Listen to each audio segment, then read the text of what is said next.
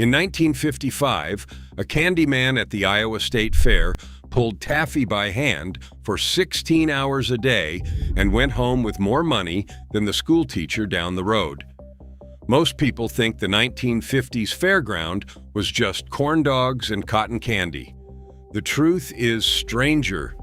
Number 13 on this list was so odd that visiting reporters called it disgusting, yet locals lined up for it every August.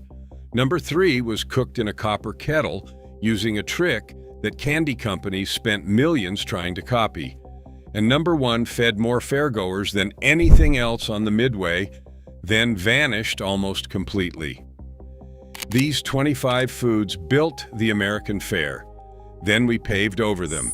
Hit that subscribe button and let us count down the 25 forgotten county fair foods nobody serves anymore. Number 25, hand-pulled saltwater taffy. Before taffy came twisted in waxed paper from a factory in New Jersey, the fair had a man and a hook. He would boil sugar, corn syrup, and water into a hot golden mass, throw it over an iron hook bolted to a post, and pull. Stretch, fold, pull again. The taffy went from amber to pearl white as air worked its way into the candy, and a crowd always gathered to watch his arms move like he was wrestling something alive. A nickel bought you a paper twist of it, still warm, soft enough to stick your teeth together. Children stood at the front of the rope for 20 minutes just to watch the pull. By the late 1950s, automatic pulling machines took over, and the men with the hooks disappeared. The taffy you buy at a modern fair came off a conveyor belt 1,000 miles away. Nobody pulls it where you can see anymore. The show was half the flavor, and we lost the show. Number 24, hot roasted peanuts in the shell. There was a wagon at every fair with a glass case and a little gas flame, and inside it tumbled raw peanuts roasting in their shells until the whole Midway smelled like a baseball game. The man would scoop them hot into a brown paper sack folded at the top, and you would eat them walking, dropping the shells in the dirt the whole way down the row. A dime got you a bag in 1953, and that bag lasted a family the length of the livestock barns. The peanuts were warm enough to heat your hands on a cool September night, and the salt was heavy and crunchy and just right. Roasting peanuts on site took a machine, a flame, and a man willing to stand beside it all day. Modern fairs sell bags of pre-roasted nuts off a shelf, cold and stale by comparison. That smell, that warm paper sack, that trail of shells behind a happy kid is almost gone, y'all. Number 23, sarsaparilla and birch beer on tap. Long before soda came in aluminum cans, the fair had wooden barrels of sarsaparilla and birch beer poured cold over crushed ice. These were not cola. Sarsaparilla tasted of root and bark and something almost medicinal, while birch beer carried a sharp wintergreen bite that made your eyes water in a good way. The man behind the counter pulled a wooden tap, and the foam climbed the glass mug. A nickel for a small, a dime for the big mug you could barely lift. Old-timers drank it because it reminded them of the patent tonics of their youth, and children drank it because it was cold and strange and theirs. The roots and barks that flavored it slowly got regulated and replaced with artificial syrups, and the barrels gave way to soda fountains and then to canned drinks. Today you might find a bottle of birch beer in a specialty shop, but nobody pulls it cold from a wooden keg on the Midway anymore. Number 22, pickled eggs from the jar. On the counter of the beer tent and the lunch stand sat a tall glass jar, cloudy with brine, full of eggs that had turned faintly pink or deep beet red. A pickled egg cost a nickel, and the man would fish one out with a long fork and hand it to you dripping. The vinegar was sharp, the egg firm and dense, and a shake of salt and pepper made it a full snack for a working man who did not want sweets. Some jars used beet juice that stained the whites a brilliant magenta. Some used hot peppers floating in the brine that lit your mouth on fire. Farmers ate them between judging the hogs and watching the harness racing. The pickled egg was cheap, filling, and shelf-stable in an age before every stand had refrigeration, which is exactly why it existed. Health codes and changing tastes pushed the cloudy jar off the counter, and a snack that once sat at every fair is now something you almost never see. Number 21. Popcorn balls. Somewhere on the midway, a woman stood at a kettle of bubbling molasses syrup. When it hit the right temperature, she poured it over fresh popped corn and shaped the sticky mass into balls with her bare, buttered hands, working fast before it set. She wrapped each one in waxed paper and stacked them in a pyramid that glistened under the lights. A popcorn ball cost a nickel and was the size of a softball. Sweet and chewy, it was dense enough to be supper. The molasses gave it a dark, almost burnt edge that the corn syrup versions never had. Children carried them around half-eaten. The paper stuck to their fingers. Popcorn balls took real skill and a tolerance for hot syrup on bare hands, and they did not survive the move to pre-wrapped, machine-made snacks. The few you find now are hard as rocks and made in a factory. The warm, hand-shaped kind, sweet with real molasses, has all but vanished. Number 20. Spud nuts. Here is a donut most Americans have never heard of, and in the 1950s it was everywhere. A spud nut was a donut made with potato flour instead of wheat, which gave it a lighter, fluffier, almost cloud-like texture that ordinary donuts could not match. The fair stand fried them fresh in hot oil, rolled them in sugar, or glazed them while still warm, and the smell pulled people across the entire fairground. A spud nut cost a dime for a couple, and they were so light you could eat 3 without noticing. The potato in the dough kept them tender and moist for hours, long after a regular donut would have gone stale. At their peak, there were hundreds of spud nut shops across the country, and the fair stand was where most families first tried one. The chain faded, the recipe got forgotten, and the potato donut, once a Fairground star, became a piece of trivia that almost nobody remembers eating. Number 19. Chocolate-dipped frozen bananas. On a hot August afternoon, the frozen banana stand was salvation. A whole banana was peeled, run through on a wooden stick, frozen solid, then dipped in melted chocolate that hardened into a shell the moment it hit the cold fruit. Some stands rolled them in crushed peanuts or sprinkles before the chocolate set. A frozen banana cost a dime, and it was cold and creamy and somehow tasted richer than ice cream. The banana turned almost like custard once frozen. You had to eat it fast before the sun won, chocolate cracking off in shards as you bit through it. It was fruit, which let mothers feel good about buying it. And it was candy, which is why children begged for it. The frozen banana stand was a fixture of every fair and boardwalk in the decade. Slowly it got crowded out by soft serve and novelty ice cream bars, and the simple, beautiful frozen banana on a stick quietly disappeared from the midway. Number 18. Charcoal roasted sweet corn in the husk. Long before the buttered corn stands with their steaming vats, the fair roasted sweet corn the honest way, in the husk over hot charcoal. The man would lay the ears right on the grate, husk and all, and let the outer leaves char black, while the kernels inside steamed in their own moisture. When he peeled back the blackened husk, the corn underneath was bright yellow, smoky, and sweeter than anything boiled. He would swirl it through a tub of melted butter and hand it to you with a sprinkle of salt, the silk still clinging to it. An ear cost a nickel in 1954, picked that morning from a field a few miles away. The char on the husk perfumed the corn with smoke that no boiling pot could ever produce. It took space, fire, and patience, so most fairs switched to giant kettles of boiled corn. The smoky, charcoal-roasted ear, peeled hot from its own husk, is something you rarely taste anymore. First pattern break.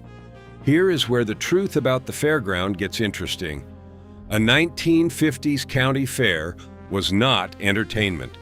It was the single biggest economic event of the year for a farming county, the place where you sold your hogs, judged your preserves, and found out whether your neighbor's corn beat yours.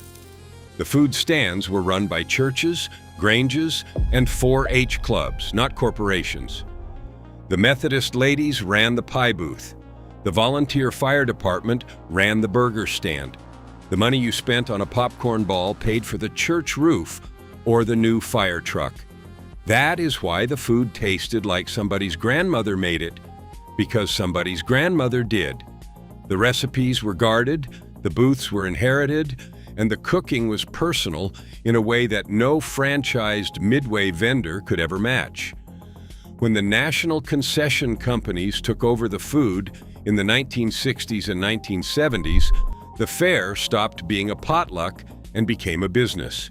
We did not just lose recipes, we lost the people who owned them. Number 17, City Chicken on a Stick. Despite the name, there was no chicken in it at all. City chicken was a Depression-era invention from the industrial Midwest, born when pork and veal were cheaper than chicken, and it lived on at fairs through the 1950s. Cubes of pork and veal were threaded onto a wooden skewer, breaded and fried or baked until golden, shaped, and sold to look like a little drumstick. It was a poor family's way of pretending they were eating fancy poultry, and the joke was right there in the name. At the fair, it came hot off the skewer for a dime, crisp outside, juicy inside, eaten right off the stick while you walked. Polish and Eastern European families in Pittsburgh, Cleveland, and Detroit made it at home and recognized it instantly at the fairgrounds. As real chicken got cheap and plentiful in the 1960s, the reason for city chicken evaporated, and the clever little mock drumstick on a stick disappeared from the menu entirely. Number 16, Cracker Jack from the stand, prize and all. Cracker Jack was already half a century old by the 1950s, but the fair was where you bought it fresh, scooped warm from a stand instead of sealed in a box. Caramel-coated popcorn and peanuts, sticky and glossy, sold in a paper sack for a nickel. The real magic was the prize buried inside, a tin whistle, a little metal charm, a paper fortune, a tiny puzzle. Children dug through the whole bag with sugar-coated fingers searching for it. The prizes back then were small treasures made of metal and paper, not the flimsy stickers that came later. Half the fun was the hunt, and the prize at the bottom turned a snack into an event. Over the decades, the prizes got cheaper and cheaper until they vanished into worthless scrap, and the fresh fairground stand gave way to the box on a shelf. The Cracker Jack that mattered, warm from the stand with a real prize inside, is gone. Number 15, Egg creams and phosphates from the soda trailer. The soda fountain came to the fair on wheels, a chrome trailer with a marble counter, bimir, and a man in a paper hat pulling levers. An EGG cream contained no egg and no cream, just milk, chocolate syrup, and a hard shot of carbonated water, stirred fast until a thick white foam climbed the top of the glass. A phosphate was sharper still, flavored syrup and soda water with a few drops of acid phosphate that gave it a tangy, almost electric bite. A nickel bought you either one, mixed to order while you watched. These were the drinks of the old corner drugstore, and the fair trailer brought them to small towns that never had a fountain of their own. The skill was in the mixing, the timing of the syrup and the spritz, and when the soda jerk retired, the knowledge usually went with him. Bottled and canned soda made the trailer pointless, and the egg cream and the phosphate slipped out of American life almost entirely. Number 14, boiled peanuts. Down south, the boiled peanut stand was the soul of the fair. Green raw peanuts, still in the shell, were simmered for hours in heavily salted water until the shells went soft and the nuts inside turned the texture of a cooked bean. You bought them hot in a paper cup or a soaked paper sack, cracked the wet shell with your teeth, and sucked out the salty, soft peanut and the brine with it. A cup cost a nickel, and the bag of empty wet shells grew at your feet. To a northerner, it looked and tasted bizarre, a peanut that was soft and salty instead of crunchy. To a Georgian or a Carolinian, it tasted like every county fair and roadside stand of childhood. Boiling peanuts took hours of simmering and a big iron pot, and as fairs standardized their food around the country, the regional boiled peanut got squeezed out everywhere except the deepest south. Most of America has never tasted one, and at most fairgrounds today, you never will. Number 13, fried brain sandwiches. Here is the one that made out-of-town reporters wrinkle their noses, and the locals never cared. In the fairgrounds of Indiana, Ohio, and around St. Louis, the fried brain sandwich was a genuine specialty. Calf or pork brains were sliced, battered, and deep-fried until crisp and golden, then piled high on a soft bun with mustard, pickle, and raw onion. The texture was creamy, almost custard-like under the crunchy coating, with a mild flavor that took well to the sharp toppings. A sandwich cost $0.25 and fed a grown man through an afternoon of judging cattle. German immigrant communities in the river valleys brought the dish with them, and at the fair, it was a point of regional pride, not a stunt. Visitors from the coasts called it barbaric in their newspapers, which only made the locals love it more. Beef regulations in later decades made brains hard to source, and the fried brain sandwich, once a Midwestern fair staple, became a near-extinct curiosity. Number 12, loose meat tavern sandwiches. This was not a sloppy Joe, and it was not a hamburger. The loose meat sandwich, the tavern, was seasoned ground beef cooked loose in a skillet, never formed into a patty, never drowned in tomato sauce, just browned crumbles of beef steamed tender and piled onto a soft bun with mustard, pickle, and chopped onion. You ate it with a spoon, as much as your hands, because the meat fell apart with every bite. Born in Iowa in the 1920s, it was the fair sandwich of the entire upper Midwest by the 1950s, sold for 15 cents from stands that did nothing else. The seasoning was the secret: a little vinegar, a little mustard, salt, and the steam that kept the beef impossibly tender. It fed a crowd cheaply and fast, which is exactly what a fair needed. The hamburger and the franchise burger stand eventually swallowed it whole, and outside a handful of Iowa towns, the real loose meat tavern is almost forgotten. Second pattern break. Here is something the modern fair does not want you to think about. The food on a 1950s Midway was cheap because it was simple, local, and made by hand. A nickel popcorn ball was molasses and corn. A dime bag of peanuts was peanuts and a flame.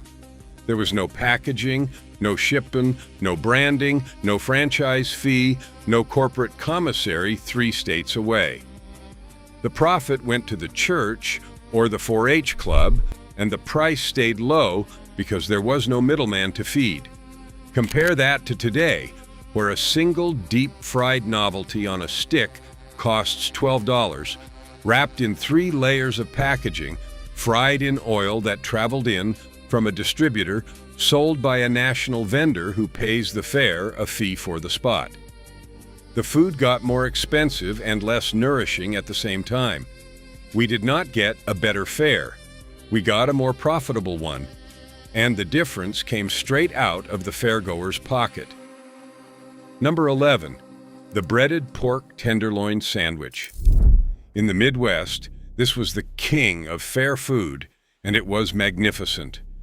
A pork tenderloin was butterflied, pounded thin with a mallet until it was the size of a dinner plate, breaded and deep fried until it hung 4 inches past the edge of the bun on every side.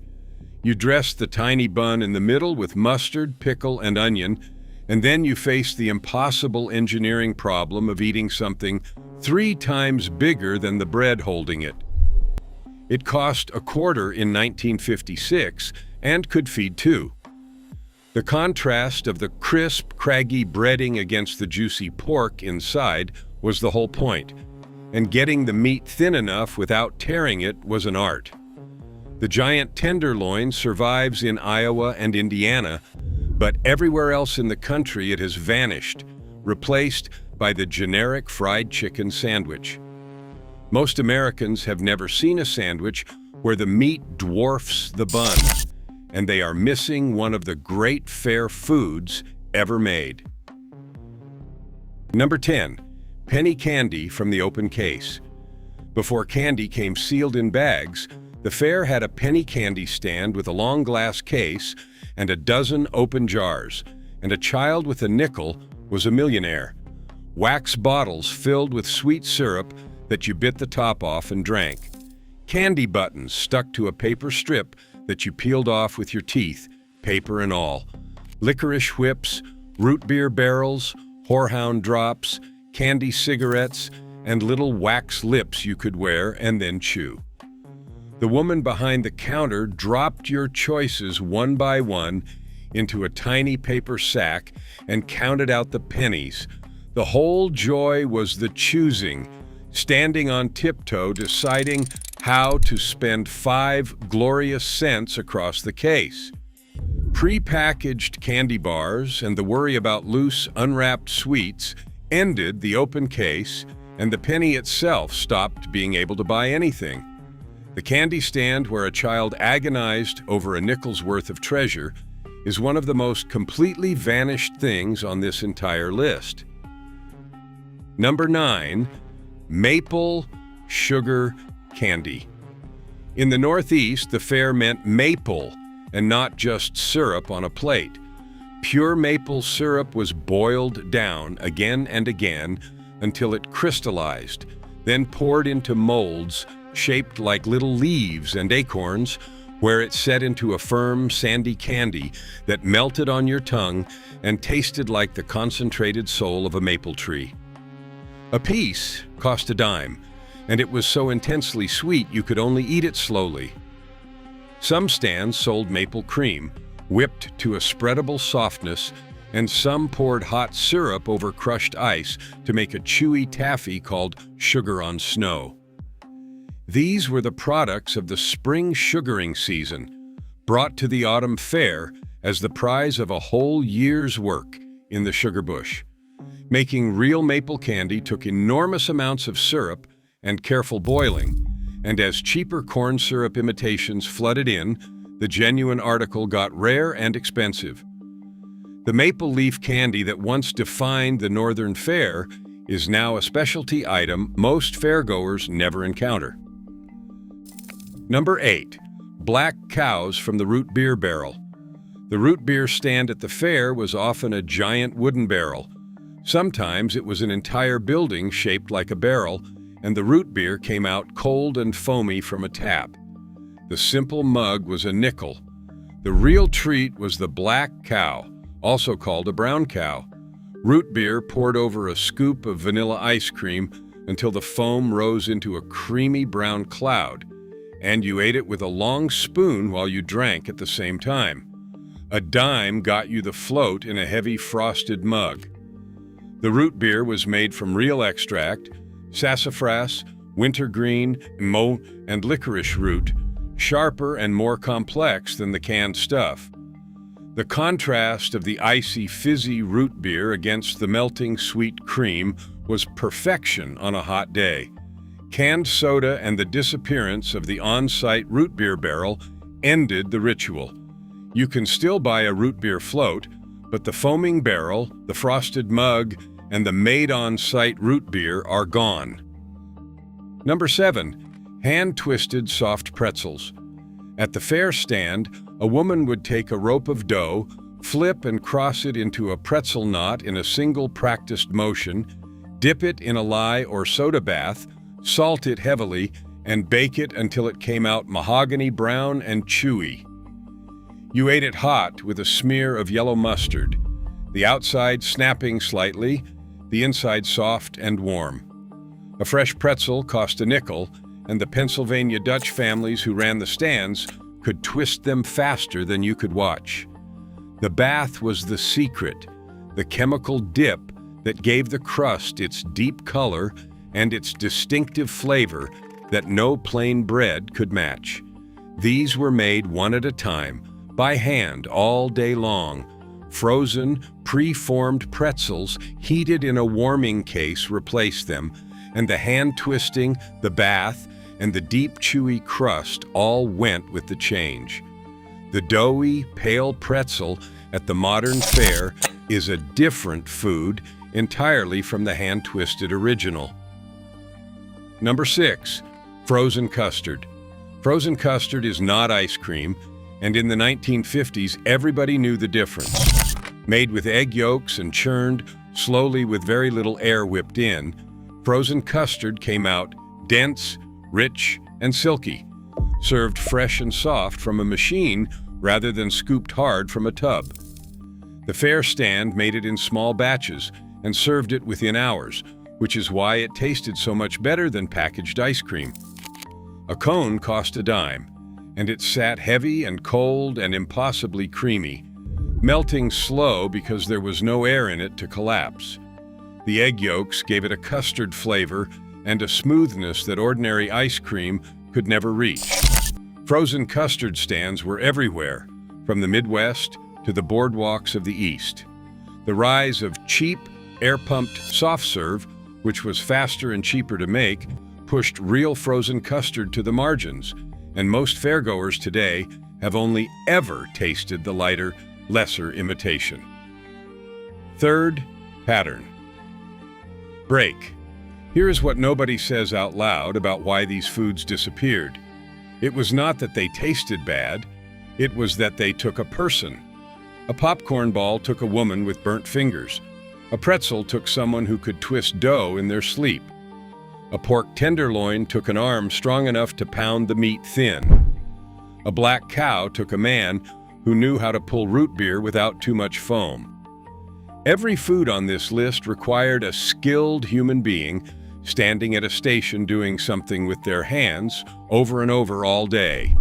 The fair did not get rid of these foods because we stopped liking them. It got rid of them because skilled labor is expensive and a frozen product heated in a case is cheap. We traded the person for the package. And when the person left, the recipe, the technique, the small daily artistry of fair cooking, all of it left too. The midway got faster and the food got worse, and almost nobody noticed it happening. Number 5, the Pronto Pup, the original corn dog. Everybody knows the corn dog, but the corn dog as the 1950s fare knew it was the Pronto Pup, and it was different. The Pronto Pup batter was made with wheat flour, not the sweet cornmeal batter that took over later, which gave it a savory, almost pancake-like crust instead of a sweet one. The hot dog was dipped fresh, fried to order, and pulled dripping from the oil, and the man would hand it to you so hot, you had to wait. A Pronto Pup cost 15 cents and came with mustard squeezed down the length of it. Invented at the Texas State Fair and perfected on the West Coast, it spread across the country as the convenient hot meal you could eat while walking and looking. The sweeter cornmeal corn dog eventually won the battle and became the default everywhere, and the original savory wheat batter Pronto Pup faded to a handful of loyal stands. The corn dog you eat now is the descendant that replaced its own father. Number 4. Hand-spun cotton candy. Cotton candy still exists, but the way it was made in the 1950s is almost completely gone. The early machine spun a thin thread of melted sugar out of a spinning copper head, and the vendor caught it on a paper cone, turning and gathering the wisps by hand into a cloud the size of a child's head. It took skill and patience to build a good one, sweeping the cone around the bowl to catch every strand, and no two were ever the same size or shape. A cone cost a nickel, and watching the sugar appear out of nothing, spun from a single spoonful into a giant pink cloud, was pure magic to a child. The colors were simple, pink and white, and the occasional blue, flavored only with a little vanilla or strawberry. Pre-bagged cotton candy, spun by machine and sealed in plastic days before, killed the show and the freshness both. The hand-gathered cloud, spun fresh in front of your eyes from a copper bowl, is something fewer and fewer fairs still do. Number 3. Caramel corn from the copper kettle. Here is the one with the secret that candy companies spent a fortune trying to copy. Real Fairground caramel corn was made in a copper kettle, and copper was the whole trick. The vendor cooked sugar, butter, and a healthy dose of molasses to a precise temperature in that copper pot, which conducted heat so evenly that the caramel never scorched, then folded in fresh popcorn and stirred until every kernel was coated in a glassy, dark amber shell. He poured it out on a marble slab to cool, broke it apart, and sold it warm in a paper sack for a dime. The molasses gave it a deep, almost smoky richness, and the copper kettle gave it a smooth caramel that no aluminum pot could match. Big candy makers tried for years to reproduce that copper kettle flavor in a factory and never quite got there, which is why true kettle caramel corn became a premium specialty. The everyday fair vendor stirring a copper pot of molasses caramel, warm and fresh, has nearly disappeared. Number 2. Candied apples in the bright red shell. Not the caramel apple, the candy apple, and the difference is everything. The candy apple was dipped in a hard, glassy cinnamon red sugar shell that cracked like glass when you bit it, revealing the cold, tart apple underneath. The vendor cooked sugar and corn syrup with red cinnamon candy until it hit the hard crack stage, dunked each apple on its wooden stick, and stood them in rows where they gleamed like Christmas ornaments under the midway lights. A candy apple cost a nickel, and the shell was so hard and shiny it almost seemed a shame to eat it. The cinnamon heat against the sour apple was a flavor the soft, sticky caramel apple never delivered. Making the hard shell took real candy cooking skill and a steady hand with boiling sugar, and as the easier caramel-dipped apple took over, the brilliant red glass shell candy apple slowly vanished. Most fairs now sell only the caramel kind, and the gleaming red apple that once defined the candy stand is fading from memory. Number 1. Fresh squeezed lemonade from the hand crank stand. At the top of the list is the simplest thing on the whole midway, and the one that fed more thirsty fairgoers than anything else. Real fair lemonade meant a man behind a counter cutting fresh lemons in half all day long, squeezing them by hand or on a cast iron lever press, and mixing the juice with sugar and water and a mountain of crushed ice right in front of you. A whole lemon shell often floated in the cup as proof. It cost a nickel. On a hot August afternoon, with the sun beating off the sawdust and the smell of livestock in the air, that cold, sharp, fresh-squeezed lemonade was the single most welcome thing a person could buy. The flavor was bright and tart and real in a way that no powder or syrup ever matched. Almost every fair has lemonade today, but most of it pours from a machine that mixes concentrate and water. The man with the lever press, the pile of cut lemons, the whole lemon bobbing in the cup is what made it the heart of the fair. It quenched the thirst of 100 years of fairgoers, and then we replaced it with a machine and let the real thing fade away. Here is my challenge. Find one of these and make it this week. The popcorn balls with real molasses, the hand-squeezed lemonade with the whole lemon in the cup, the copper kettle caramel corn, the black cow with real root beer. Make it the way they made it on the Midway, and then tell me if I am wrong. Tell me if the machine version was ever as good. Drop the one you are going to try in the comments. I want to know if the candy apple gets more love than the frozen banana, and I want to know if anybody out there still remembers eating a fried brain sandwich at the fair. Because these were never just snacks, they were the taste of a whole town gathering once a year, and we let almost every one of them slip away.